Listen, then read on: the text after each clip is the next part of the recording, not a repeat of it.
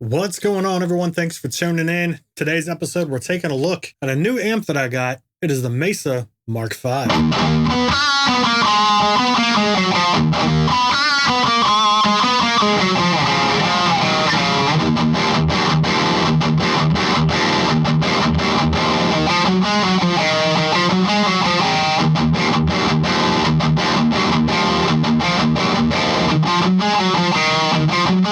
You guys, let's get into it. We're going to talk about the Mesa Mark V, and we're going to talk about kind of some pros and cons between it and the Mark VII.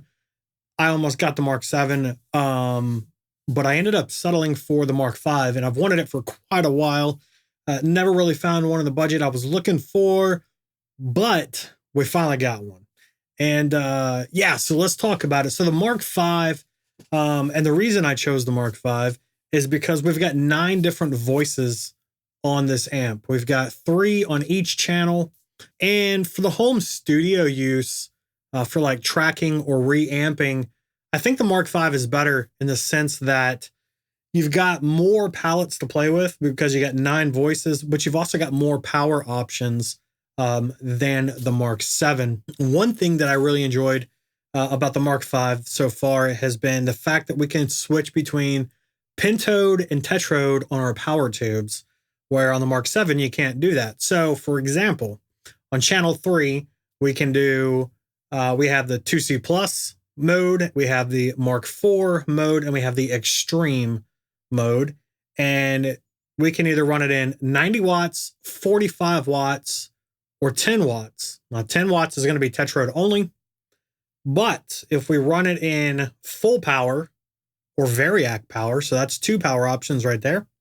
We can do 90 watts at full power on pentode, or we can do, it's about 75, 80 watts on tetrode on full power, or we can use the variac, which I don't know exactly where that puts it, but it does drop it down just a tad, much of the voltage more so than the output.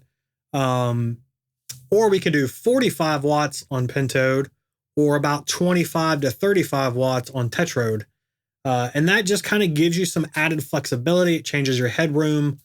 So, you know, it's just more options to play with on this amp. And, you know, I'm sure you can see on all of the slow-mo footage here that I'm showing, but it's just a phenomenal amp, man. We've got channel 1 has clean, fat, and tweed. It has a normal and a bold switch. We can do it in 10 watt, 45 watt, 90 watt. And with channel 1 and channel 2, we can also use either a tube tracking rectifier or a diode. If you're at 90 watts, it's only going to be the diode, so just keep that in mind. So channel 2, we have Edge, Crunch, and Mark 1. Then we have a normal and thick. That is only available on the Mark 1 setting.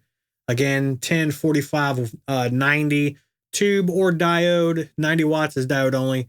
Now, what I found about the Edge and the Crunch is that depending upon your settings, you can really get a beautiful JTM 45 out of the Edge settings, or you can get a really good JCM 800 out of the Crunch setting. You put a boost on it and you're in that, you know, beautiful high gain Marshall territory all day long. The Mark 1 setting to me is very compressed. So that's where you would kick on like the slider graphics EQ and really adjust it from there. Then channel 3, we have the 2C plus, which is a phenomenal setting. And then we have the Mark IV and the extreme. I personally like the Mark IV. It just sounds a lot better. We have normal and bright. Then we have the 10, 45, 90. It's diode only on channel 3, regardless of the settings you choose. All right, so let's go ahead, get everything hooked up and set up. And then what we're going to do is we'll run through the channels, we get some playthrough, and we'll go from there.